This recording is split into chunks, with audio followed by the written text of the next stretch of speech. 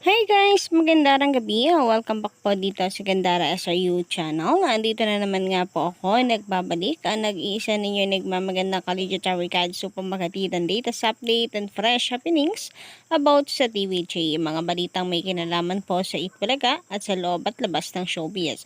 Kaya naman kung isa ka sa mga hindi pa nakaka-subscribe dito sa aking channel, maaari lamang napindutin po ninyo ang subscribe button at notification bell para mag-update at una ka sa nilalabas nating balita. Samantala, shoutout naman sa atin pong masusugid na taga-subaybay, ang mga nakikinig po ngayon at nakatambay dito sa aking channel. Magandang gabi po sa inyo at maraming salamat sa pagatutok. Ang mainit nga natin pag-uusapan para sa gabing ito ay pumapatungkol po mga kadabrigads dito sa therapy winner kanina. Grabe, naiyak po ang mga host sapagkat talagang ginusto po ng Dabrigads na manalo si nanay. Ayon po kasi sa kanya, ang kanya pong mapapanalunan dito po sa therapy ay ipapagawa po niya ng ngipin. Na kung saan ay binigyan pa nga po siya ng pagkakataon na magpalit ng card ni Tito Sen upang manalo po si nanay. So, ang laki rin po ng papremyo na napanalunan nitong si nanay, yung mga kadabrigads. And bakas na bakas po sa kanyang mukha yung sobra po niyang kasiyahan. Of course, ng kanya pong pasasalamat. Makikita nyo nga po dito sa mga larawan dyan sa inyong mga screen kung gaano rin po kasaya ang mga dabrigads sa pagkakapanalo ni nanay. Hindi rin po iwasang maiyak ni nanay kasi malaking pera din po yon. Malaking tulong po sa kanya lalo na bukod po sa mapapagawa na niya yung ipin niya, meron pa po siyang pera na 42,000 sapagkat sabi nga po ni Tito Sen, sagot na ng Itbulaga ang pagpapangipin niya. Kakausapin po ng Itbulaga yung nagawa po ng ngipin ni Alan K. So, ganyan po kabuti ang Itbulaga. And sa kabila ng ito, hindi ko malubos maisip na nakakatanggap pa po sila ng pangbabatikos. Gayong ang gusto lang naman po ng Itbulaga is makatulong po sa mga tao. Kaya para po sa mga naninira sa Itbulaga, kahit ano po ang gawin nyo, ang Itbulaga the best po yan. Estila number 1 po yan sa puso ng masa at yan po ang bagay na hindi po ninyo mabubura. Lalo na sa mga ganitong pong pagkakataon, kadabrigads. Kaya para po sa majority ng Pilipino, number 1 pa rin po ang Itbulaga. Sino man po ang tumapat po sa kanila at kumalaban sa kanila. Hindi po mababago kung paano po minahal ng masa ang Itbulaga. The best pa rin po ang IBI.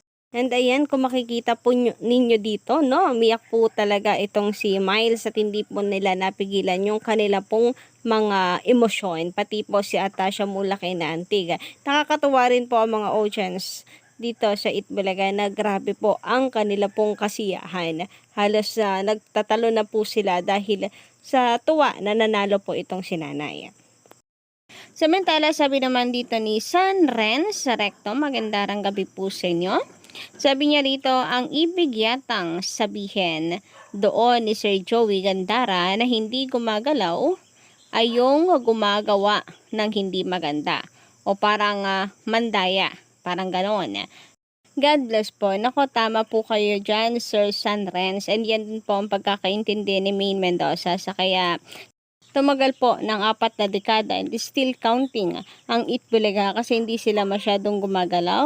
Hindi po gumagawa ng mga unnecessary moves. Mga bagay yan na hindi po maganda.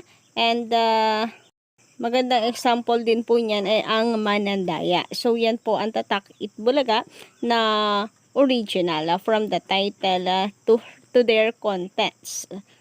And kung hindi po ako nagkakamali, nagsimula yan kay Paulo Contis kaya po binatikos siya ng mga tao.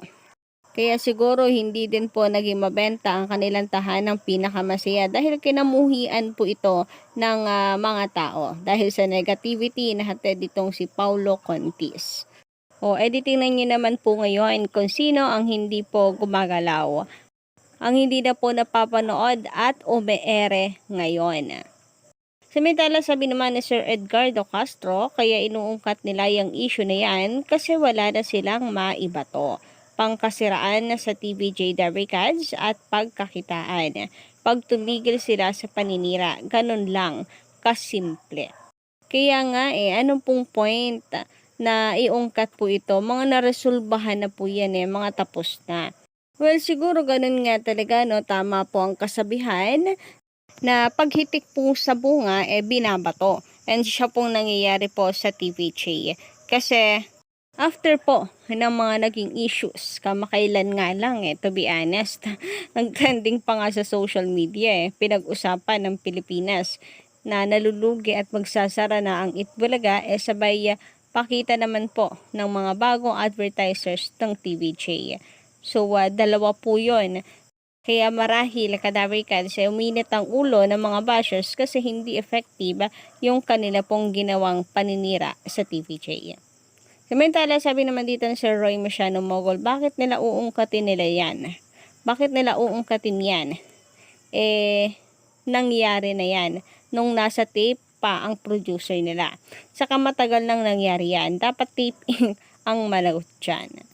Sabi pa dito, grabe siya. Mula po kay Nora Ardiente. Magandang gabi. Kung magsalita kayo, ayaw nyo kay Karen, Raisa at Atasha. Huwag kang manood. Para panoorin nyo na lang ang gusto nyong panoorin. At saka, di kukunin ng TVJ ang tatlong yan kung walang potensyal. Kung paalisin sila, sino ang papalit sa kanila? Ikaw? Hay, kakatuwa ka naman. Kulang ka lang sa pansin. Hinggil po ito sa nagkomento na wala pong kwentang host, si Atasha, si Karen, and si Raisa. Nawa nga daw po itanggalin na ito ng TVJ na para bang akala mo kung sino para pakinggan po siya ng Tito, Vic, and Joey. And tama po kayo dito sa komento nyo, Miss Nora, ako po ay sang-ayon na hindi po kukunin ng TVJ ang mga yan kung wala pong potensyal. Si Raisa Madiso, nakapagpabagsak na po yan ng isang show lang naman. Bata pa siya noon. Sana hindi po natin yan kalimutan. Home growth po yan ng Itbulaga. At the same time, itong si Karen, di naman po mananalo yan kung hindi po or kung wala pong potensyal ang batang ito. Ganon din si Atasha, napaka-talented pero hindi ko maintindihan kung ano po ang pumapasok sa utak po ng mga bashers na napakatino, desente, conservative, nakapagtapos ng pag-aaral, talented, tapos binabato po nila ng pangbabatikos. And saan kaya nila napulot na wala pong dating itong si Atasha Mulak. Gayong nako, videos pa lamang po nito sa social media. Humahakot po ng million views. Yung mga reels ng TVJ patungkol po sa kanya, million views po ang inaabot. Kasi ganun po kalakas ang karisma ni Atasha Mulak po sa mga manonood. Iba po talaga pag nakita mo si Atasha. Parang mai-stuck yung mata mo sa kanya. So, hanggang dito lang po muna ang aking update guys. Don't forget to click the subscribe button and notification bell para po sa iba pang mga balita.